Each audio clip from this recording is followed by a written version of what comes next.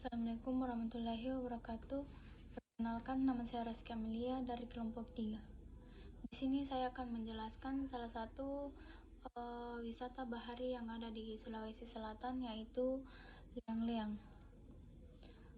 Liang-Liang merupakan wisata yang lagi hits sekarang karena di Liang-Liang itu merupakan destinasi wisata yang memiliki banyak tempat destinasi seperti taman arkeologi, rumah adat, dan beberapa gua yang ada di sana.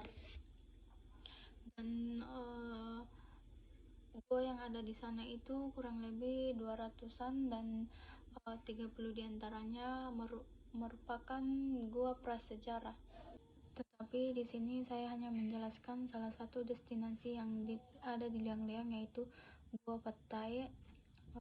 Yang pertama saya akan menjelaskan tentang sejarah Gua Petahe dan makna dan arti dari lukisan yang ada di dalam Gua Petahe, dan yang terakhir saya akan menjelaskan tentang bagaimana sih manusia pada zaman dahulu bertahan hidup tanpa menggunakan listrik atau alat yang modern seperti saat ini. Jadi ini adalah gambar dari Gua Petahe. Ini kita bisa melihat pintu masuk Gua Petahe yang tingginya 8 meter dan lebarnya 12 meter.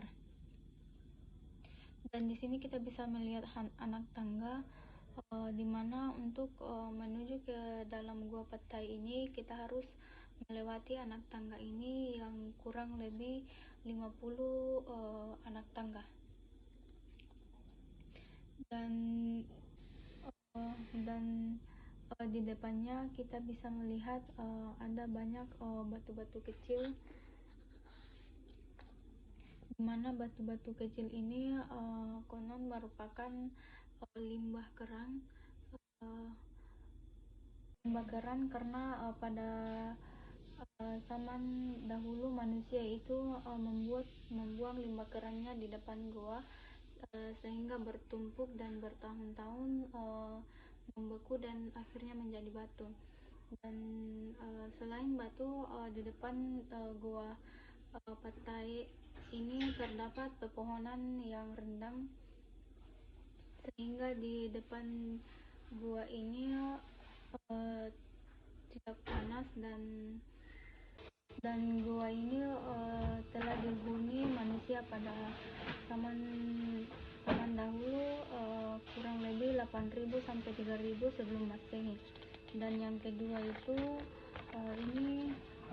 ini adalah gambar dari lukisan dinding yang ada di dalam Gua Liang-Liang, di mana lukisan ini memiliki arti dan makna tersendiri. Dan lukisan ini menceritakan tentang kehidupan sosial seperti aktivitas sehari dan sistem kepercayaan yang dianut pada zaman dahulu, di mana telapak tangan atau cap tangan ini milik salah satu seorang suku pada masa itu setelah melakukan ritual, di mana ritualnya itu memotong jari karena ditinggal orang yang terdekat atau ditinggal mati orang yang terdekat. Dan sementara itu gambar hewan ini menceritakan tentang hasil berburu pada zaman dahulu. Pada zaman dahulu mereka berburu dan melukis imajinasi mereka melalui lukisan yang ada di dinding, yaitu hewan hasil buruan mereka lukis di sini, karena pada zaman dahulu itu belum mempunyai alat yang canggih seperti kamera atau handphone, sehingga mereka meluapkan imajinasi dan pikiran dan kreativitas mereka melalui melukis di dinding gua tersebut. Dan di sini ada yang tahu alat yang digunakan untuk melukis di dinding, dan lukisan di dinding itu dominan berwarna merah. Jadi alat yang digunakan untuk melukis di dinding itu yaitu oker. Menggunakan oker, di mana oker adalah salah satu pewarna alami yang terbuat dari tanah liat yang mengandung zat besi yang teroksidasi yang tercampur dengan oksigen. Di mana orang pada zaman dahulu itu okernya itu bisa dikunyah, terus tangan ditempelkan ke dinding dan disemprotkan ke tangan sehingga terbentuk bekas tangan seperti ini. Atau cara yang kedua, okernya itu dicampurkan dengan air sedikit dan disiram, tangan ditempelkan di dinding terus disiram sehingga terbentuk lukisan yang seperti ini. Dan untuk menggambar hewan ini juga menggunakan oker. Mereka melukis menggunakan imajinasi mereka di dinding gua, dan kita dapat menemukan oker itu di bebatuan dan oker juga tahan di badan. Dan selain itu oker juga merupakan salah satu pewarna yang alami dan aman untuk jenis kulit dan bisa melengket di batu, kulit, atau dimanapun. Jadi bentuk oker itu seperti ini, kita bisa menemukan di bebatuan atau di tanah atau di pohon, di samping pohon atau di tanah. Dan yang ketiga itu ini adalah salah satu alat berburu manusia pada zaman dahulu, yaitu batu, di mana serpihan batu ini dibentuk menjadi beberapa alat berburu seperti kapak, mata panah, dan pisau.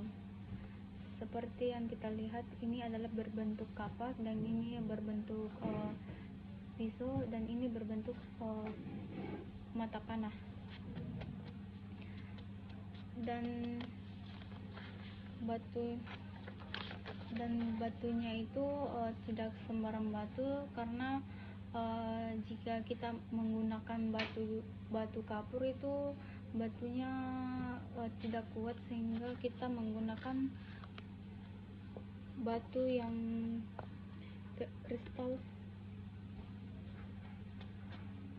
Dan manusia pada zaman dahulu itu memanfaatkan alam seperti batu untuk membuat anak panah dan kayu. Dan manusia pada zaman dahulu itu menggunakan alat berburu yang dibilang sangat alami dan mudah ditemukan di mana-mana. Dan setelah mereka membuat alat berburu, mereka berburu bersama-sama dan mengolah makanan dan makan bersama-sama. Dan yang jadi kesimpulannya itu manusia pada zaman dahulu tidak bisa hidup sendiri-sendiri karena mereka susah bertahan hidup jika sendiri, dan mereka lebih dominan hidup berkelompok karena memudahkan aktivitas seperti aktivitas berburu, mencari makanan, dan segala sesuatunya itu dilakukan secara bersamaan. Jadi mungkin itu saja yang saya dapat sharing. Um, Kurang dan lebihnya mohon dimaafkan. Sekian dari saya. Wassalamualaikum warahmatullahi wabarakatuh.